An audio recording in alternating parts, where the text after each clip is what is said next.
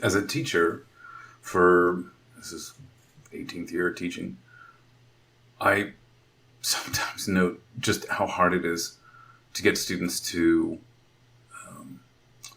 appreciate poetry and to appreciate great paintings that depend on subtlety when their intellects have been so just remorselessly pounded by pure entertainment for so many years. Mm-hmm. Like if you give a 17-year-old boy a poem about, I forget who it is. It's in the anthology Western Wind. There's a great little poem about a guy peeling an orange and squeezing a little bit of.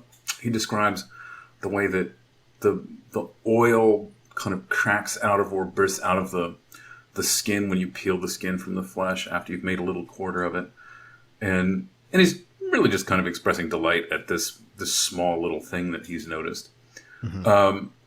If you've spent your entire life, if you spent so many of your leisure hours like watching billion-dollar blockbusters, there's really no delight to be had anymore from the little bit of oil that bursts out of the skin of an orange when you peel it, when you peel it from the flesh. Right. Like, man, I've seen robots destroy New York, and Yeah. you're trying to show me the skin of an orange coming off? Like, get real. No one cares about that.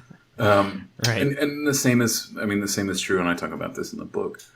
The same is true of teaching art history. 16 years ago, 15 years ago, early days of my career, my students look forward to art history days more so than almost anything else. And I would give them a slideshow of neoclassical art, or show them 12 different romantic paintings or something like that, and they were glad for a break from class, but they also just enjoyed looking and talking at paintings. But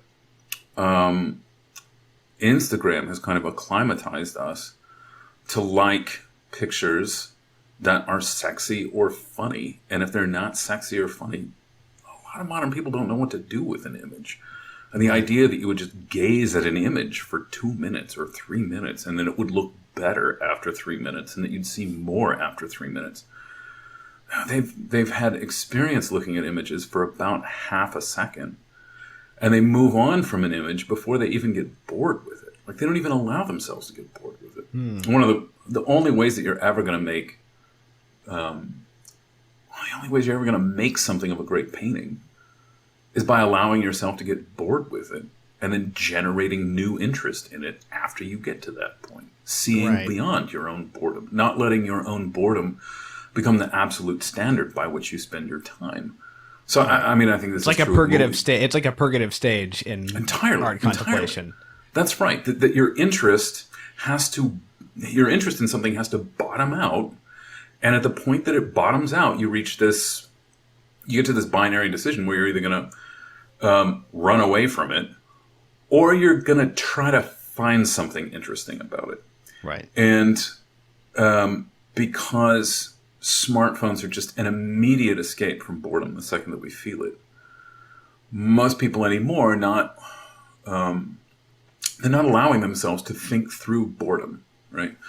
So I think the example I give in the book is like in the checkout line. You're in the checkout line, and it's boring to stand in the checkout line. And 20 years ago, if you get bored in the checkout line, you can either get angry that you're bored, or you can just start looking at stuff. Like, you can look at the cart of the person in front of you, and you can see what they're buying. And then you can look at the person who's buying it, and you can try to square up, like, why this person is buying these things. You can look at the cover of all the magazines. You can read all the title, all the little article titles in Time magazine. You can look at the cover of Time magazine, probably just somebody's face. You get bored with that, you've just got that there. Like, there's just nothing else. And so you have to make these things interesting. You have to look at them until your mind does something other than just be bored. And I think that's where a healthy mind comes from. A healthy mind wants to see beyond the surface of things. It's not dismissive of the surface, but it wants to see beyond the surface of things. And that takes time. And it's just not time that we're willing to spend on images anymore, which I think ultimately just makes you more shallow in the long run.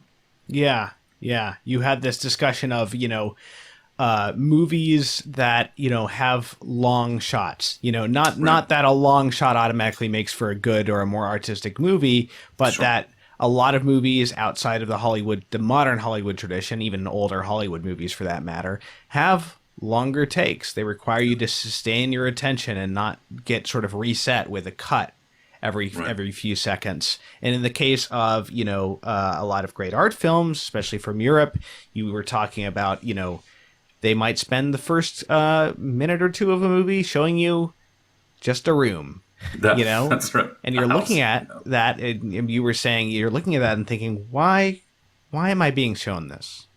Right. And then you either assume that there is no reason and you reject the whole project, or you try to find the reason. Right. Yeah, the question, why am I being shown this, is either rhetorical or it's not. And I think for a person with a very short attention span, why am I being shown this is the whole ballgame. At the point that you ask, why am I being shown this, you quit. Whereas somebody with just a human intellect that hasn't been squashed by pleasure and entertainment, why am I being shown this is an honest question. And it's one that you think that you could probably answer if you spent a minute or 2 minutes actually thinking about why you're being shown this. Right. Yeah.